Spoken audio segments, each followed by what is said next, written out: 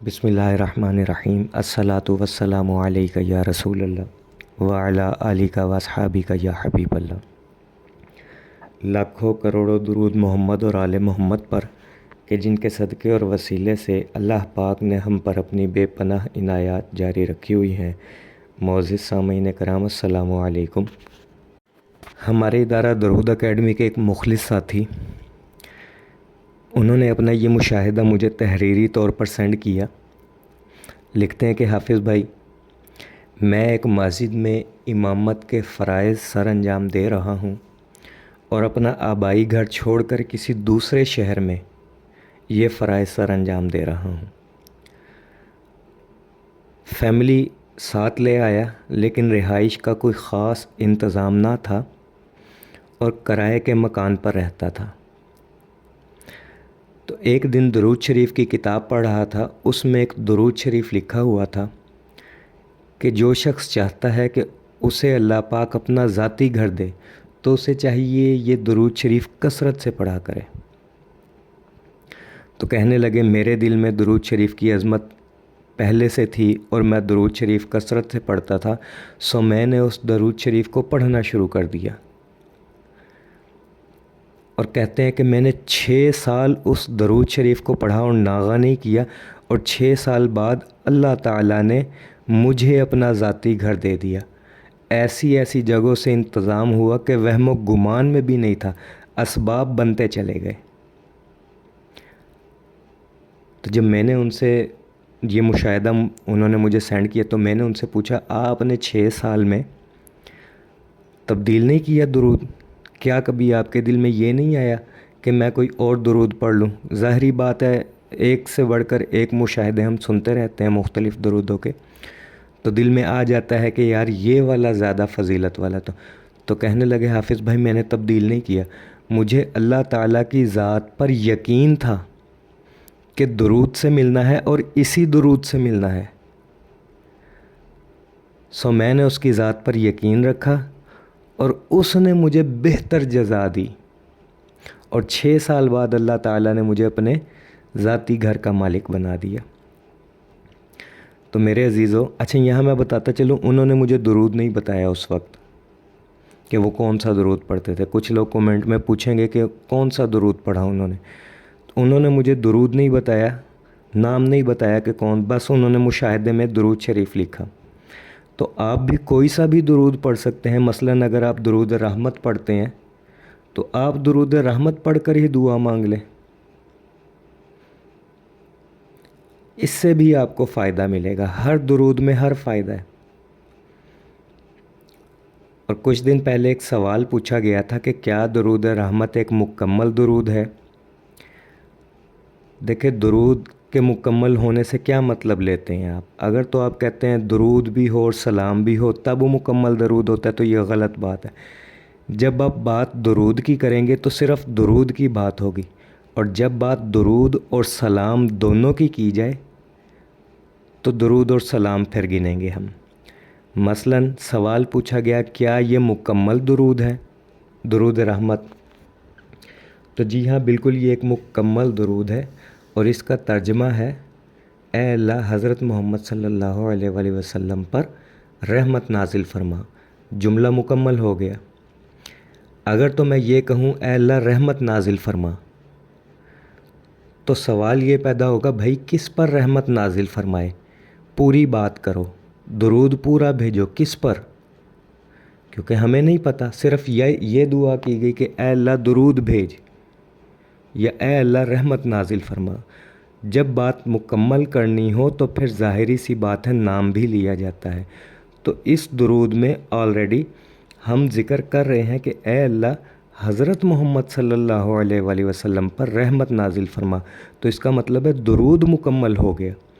اور اگر درود اور سلام مکمل کی بات ہو تو پھر درود بھی ہوگا اور سلام بھی ہوگا۔ مثلاً اے اللہ حضرت محمد صلی اللہ علیہ وآلہ وسلم پر رحمت اور سلامتی نازل فرما۔ درود الگ چیز ہے، سلام الگ چیز ہے۔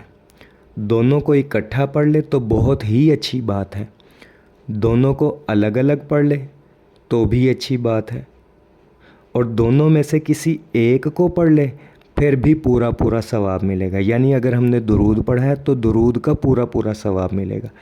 اگر ہم نے سلام پڑھا ہے تو پھر سلام کا پورا پورا ثواب ملے گا.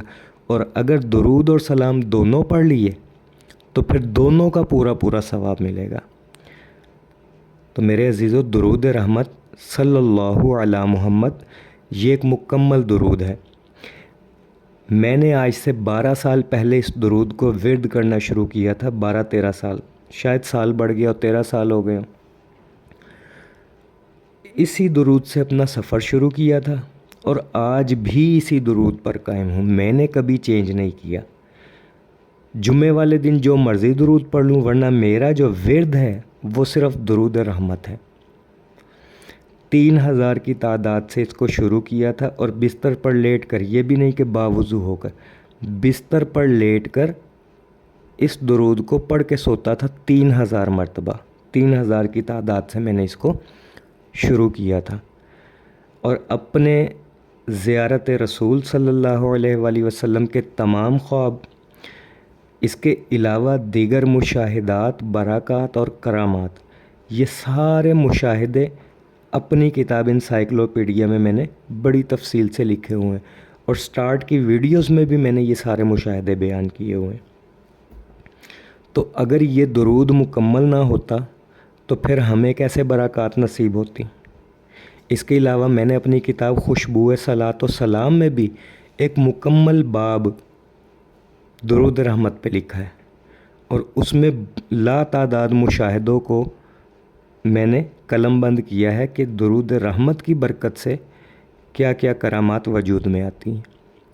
تو اگر یہ مکمل درود نہیں ہے تو پھر اتنی برکتیں کیسے ہیں، اتنے لوگوں کو زیارتیں کیسے ہیں؟ تو جان لیجئے کہ یہ ایک مکمل درود ہے. اور میں نے اس کی اجازت، بعض لوگ یہ بھی پوچھتے ہیں کہ کیا اجازت لے کر پڑھنا چاہیے. تو یاد رکھیے، اجازت لینے کا مقصد یہ ہوتا ہے کہ بزرگوں کی توجہ اور بزرگوں کی دعا ہمارے ورد میں شامل ہو جائے. ادروائز اللہ تعالیٰ نے قرآن میں اجازت دے دی ہے درود پڑھنے کی. یا ایھا الذین آمنوا صلوا علیہ وسلموا تسلیما، کہ اے ایمان والو تم بھی اپنے نبی پر خوب خوب درود اور سلام بھیجو. اب جب اللہ نے قرآن میں اجازت دے دی ہے تو پھر اس کے بعد کسی سے اجازت لینے کی کوئی گنجائش بچتی ہے؟ آپ خود اپنے دماغ سے ذرا سوچیں کہ اللہ کے بعد پھر کس سے اجازت لیں؟ کوئی ہے ایسی ہستی کہ اللہ کے بعد بھی اس سے اجازت لینے کی ضرورت ہے؟ تو اجازت لینے کا اصل مقصد ہی یہی ہے کہ بزرگوں کی دعا اور توجہ شامل ہو جائے. اور اگر یہ نہ بھی اجازت لے بزرگوں سے تب بھی کوئی حرج نہیں ہے. کچھ لوگ یہ سوچ کر اجازت لیتے ہیں کہ بغیر اجازت کے پڑھنا ہی نہیں چاہیے. یہ سراسر غلط ہے اور بے بنیاد بات ہے. شیطان نے آپ کو دھوکے میں رکھا ہے تاکہ آپ ذکر رسول صلی اللہ علیہ وآلہ وسلم سے محروم رہیں. اور یقین کریں لوگ محروم رہتے ہیں اس غلط فہمی میں مبتلا رہ کر کہ بغیر اجازت تو پڑھنا ہی نہیں چاہیے. تو میں نے بنیت، برکت اور توجہ کے لیے میں نے 3 بزرگان دین سے اجازت لی. سب سے پہلے میں نے تحریری طور پر اجازت لی حکیم طارق محمود چغتائی صاحب سے، عبقری والے جو ہیں، بہت بڑے ولی اللہ خالص اللہ والے ہیں. دنیا ان کو کہتی ہوگی غلط، لیکن ہم نے ان کے چہرے پر وہ نور دیکھا کہ جسے کہا جاتا ہے کہ دیکھتے ہی اللہ یاد آ جائے. اس کے بعد دوسری اجازت میں نے پیر مفتی سید جاوید حسین شاہ صاحب فیصل آباد والے، ان سے لی. ان دونوں اجازتوں میں کچھ سال کا وقفہ ہے. اور پھر کچھ سال کے وقفے سے تیسری اجازت میں نے لی تھی سندل بابا رحمۃ اللہ علیہ. 125 یا غالباً 130 سال کی عمر میں وہ فوت ہوئے، قبائلی علاقہ جات کے بہت بڑے ولی اللہ. چوتھی اجازت پھر میں نے مرشد کریم محتشم صاحب سے لی، ابھی حال ہی میں 1-1.5 ماہ پہلے. تو ان تمام اجازتوں کو لینے کا مقصد یہی ہے کہ ان بزرگوں کی دعائیں اور توجہ اور برکت شامل ہو جائے ہمارے ورد میں. اور یہ توجہ اور برکت اور دعائیں ہی ہیں کہ 13 سال سے ایک ہی درود کو ورد کر رہے ہیں اور کروڑوں کی تعداد میں ورد کی ہے۔ اشارتاً یہ بتا رہا ہوں تحدیث بن نعمت کے طور پہ، ایسا نہیں کہ بڑھا چڑھا کے بتا رہے ہیں، آپ میں شوق پیدا کرنے کے لیے کہ اگر ہم جیسے عام سے لوگ جو ہیں وہ اگر اتنا درود پڑھ سکتے ہیں تو آپ پر تو پھر بہت کرم ہے، آپ بھی پڑھ سکتے ہیں۔ 1.25 کروڑ تو میں نے مکمل کیا ہوا ہے اس کا۔ اس سے زیادہ کی تعداد جو ہے وہ میرے اور اللہ تعالیٰ کے درمیان میں ہے، اور جتنا میں نے پڑھا اتنا ہی میں نے درود کو لکھا بھی ہے۔ آج بھی وہ کاپیاں، وہ صفحات، وہ رجسٹر آج بھی محفوظ ہے، اتنا درود لکھا ہے۔ اور اس کی وہ برکات نصیب ہوئی، وہ کرامات نصیب ہوئی کہ بیان سے باہر ہے۔ اس درود مختصر درود ہے، آپ ایک دن میں پڑھنے والے اس کو 1,00,000 مرتبہ بھی پڑھ سکتے ہیں، اٹھتے بیٹھتے چلتے پھرتے کام کاج کرتے، وضو بغیر وضو۔ کچھ لوگ کہتے ہیں جی آپ کیسے کہہ سکتے ہیں، جیسے درود ابراہیمی کی ویڈیو میں نے ذکر کیا تھا کہ 5,00,000 مرتبہ پڑھنے والے لوگ بھی موجود ہیں ابھی، تو کئی لوگوں نے اعتراض کیا 5,00,000 کیسے پڑھ لیتے ہیں؟ ایک رات میں معراج ہو سکتی ہے، کیا خیال ہے؟ ایک رات میں اگر اللہ تعالیٰ معراج کرا سکتے ہیں تو ایک رات میں 5,00,000 مرتبہ پڑھنے کی توفیق بھی دے سکتے ہیں، وقت میں برکت ڈال کر۔ بستر بھی گرم تھا، پانی بھی چل رہا تھا، اور معراج بھی ہو گئی، تو دن اور رات میں 5,00,000 پڑھنا کچھ مشکل نہیں ہے اگر اللہ چاہے تو مختصر درود ہے، جتنا زیادہ پڑھ سکتے ہیں اس کو پڑھیں۔